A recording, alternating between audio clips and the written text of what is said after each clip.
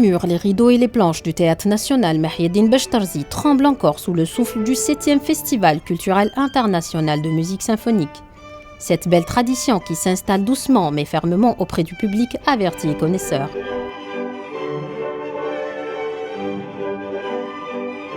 L'Orchestre national de musique symphonique sous la direction de Emile Kouider a transformé le théâtre en un haut lieu de musique universelle en accueillant le long d'une semaine plus de 80 musiciens venus de différents pays. Le festival qui reçoit à cette occasion des témoignages de sa qualité grandissante étonne et surprend par son audace et son envergure.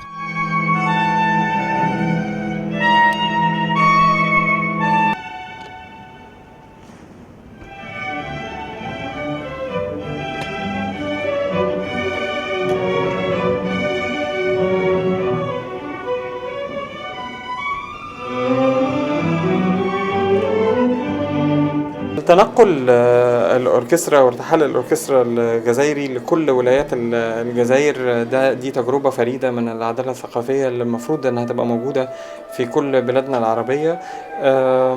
الموضوع في مصر عندنا محاولات طبعا بتبقى فيها مشكلة شوية في التمويل لمشروع لأنه مشروع ضخم وتنقل بأوركسترا كبير دي حاجة يعني مش سهلة ماديا وتنظيميا. C'est notre première participation et on est très content de venir ici à l'Algérie.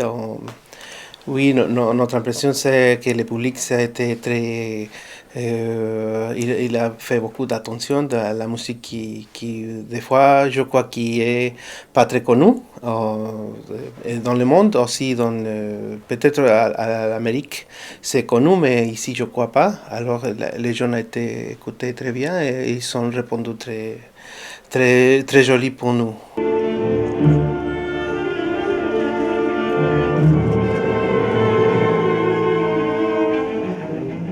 Mozart, Handel, Puccini, Gounod, Tchaïkovski, Camille Saint-Saëns et d'autres grands noms de la musique classique ont été orchestrés par quelques grands chefs d'orchestre tels que Stadler de Russie, Vincent Montiel de France ou bien le désormais coutumier Volodymyr Chaïko d'Ukraine.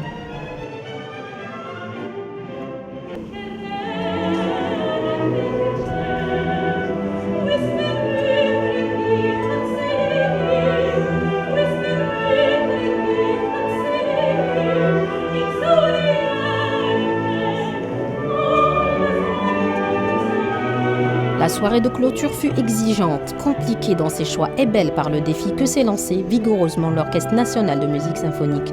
Une entrée avec la soprano algérienne Amel Brahim Djelloul.